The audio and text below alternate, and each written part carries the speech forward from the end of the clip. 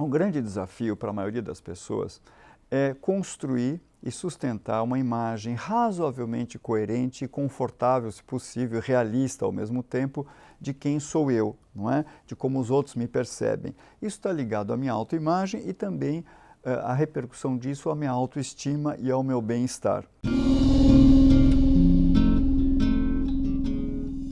Há um pequeno grupo de pessoas que não tem que se preocupar com isso e ao final do vídeo eu vou falar desse grupo, mas a grande maioria da humanidade tem isso como desafio.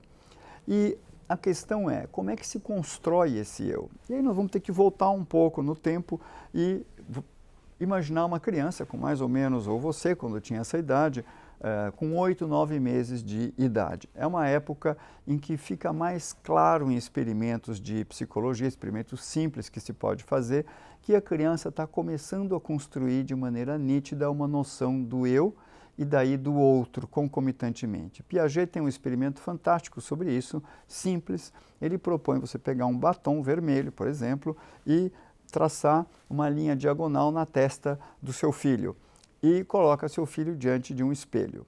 Em algum momento, nessa faixa etária, a criança se reconhece no espelho, se olha e tenta tirar, ou estranha e passa a mão em cima desse risco. Isso é uma prova concreta de que ela já está no ponto de se reconhecer naquela imagem e saber que é alguém que está naquela imagem que é ela mesma, né? Quando isso acontece, na verdade já está acontecendo uma revolução na psique humana e que vai nos acompanhar pelo resto dos tempos, até os 80, 90 ou 100 anos de idade, que é a construção de uma imagem de si e uma noção de quem eu sou. Porque, na verdade, para a criança conseguir fazer isso, ela teve que passar por um percurso em que ela teve que juntar coisas que estavam difusas, em que a mamãe ou o papai, alguém dizia, olha o seu narizinho, que bonitinho, e ela começava a perceber que o outro também tem um nariz, e que aquilo que tocava nela era nariz, e que isso formava unidade, e orelha, e a motricidade dela, está dando risadinha, está contentinha.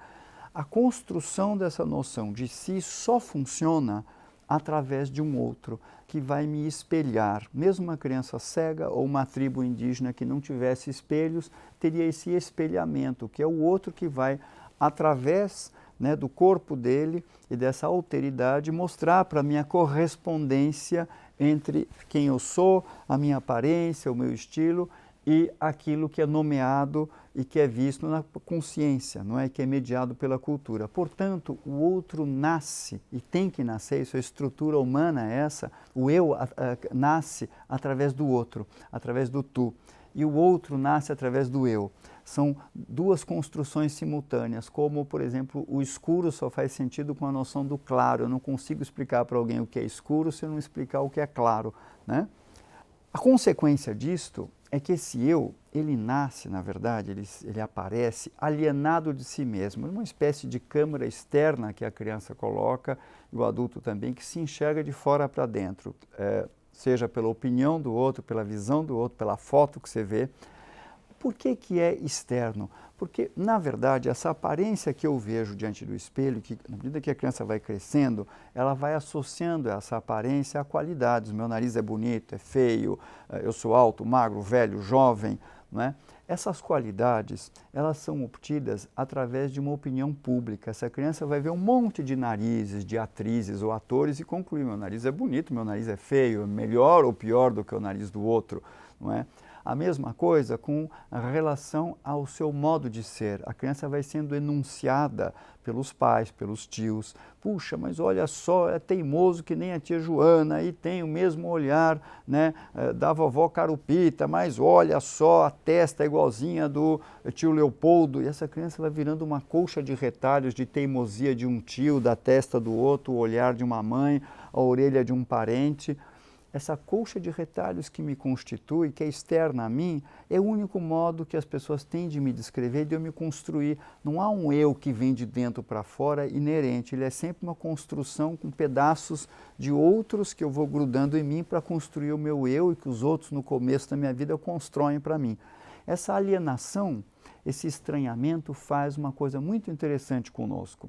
Nós nunca temos muita certeza de quem nós somos. Por exemplo, em termos de imagem, você se olha todos os dias no espelho e precisa se reassegurar de que você é isso daí. É uma imagem arbitrária. Alguém jogou para você lá os deuses gregos que você fosse uma loira, um loiro, alto, baixo, gordo, tem celulite, não tem celulite, tem acne, não tem acne. Isso é arbitrário, você não se sente assim do nada, você enxerga isso e começa a se sentir assim. Isso é uma dúvida eterna que você terá, porque se alguém te proibir de olhar no espelho durante 3, 4 meses, essa imagem que você tem de si começa a ficar difusa, você vai ter dificuldade de lembrar e saber qual é a sua aparência. E esse trabalho cotidiano de você se reassegurar de quem você é, você acorda de manhã e fala, puxa, estou com uma cara boa hoje, hein?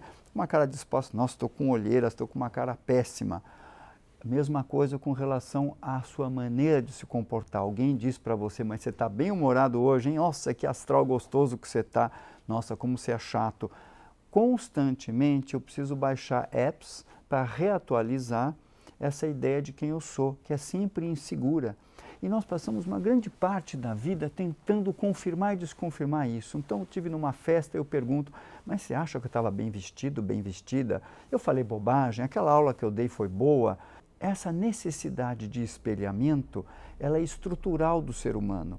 E quando alguém diz para você, você tem que ser mais você tem que ter personalidade, você não se preocupe com a opinião do outro. Isso não é verdade. Moderadamente, você pode sim ter algumas convicções a seu respeito e ter um pouco de combustível de autoestima para voar na tempestade mesmo que te critiquem e falem mal de você. Mas em algum momento, só uma pessoa muito perturbada mentalmente é que não vai levar em nada em conta o que o outro diz e ignorar a opinião pública. Nós somos porosos à opinião do nosso parceiro, dos nossos filhos. Isso é estrutural do ser humano e necessário. É um elo que nos liga e nos mantém saudáveis. A questão é você não se perder na opinião do outro. Isso é outra coisa.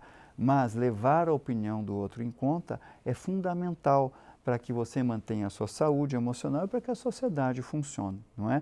Só há um grupo de pessoas que nesse processo não sofre. A maioria das pessoas, por natureza, isso também é da própria vida, é da estrutura humana, sofre nesse processo, porque cria alguma angústia eu me certificar, não é, do que o outro está vendo, como está me vendo e eu internalizar isso. Tem um pequeno grupo de pessoas que tem uma genética que faz com que elas tenham uma autoestima inerente, elas já nascem com uma autoestima inquebrantável. Essas pessoas não ficam tão abaladas, elas usam a opinião do outro para se adequar em algumas regras sociais, mas a autoestima delas não depende disso. Mas provavelmente a maioria das pessoas que está me assistindo, me escutando, não faz parte desse minúsculo grupo de sortudos. Então, relaxe e aceite que a opinião do outro é importante e você vai ter que aprender a filtrar algumas opiniões, mas não ignorá-las. Sobre esses temas e áreas afins, inscreva-se no canal da Casa do Saber.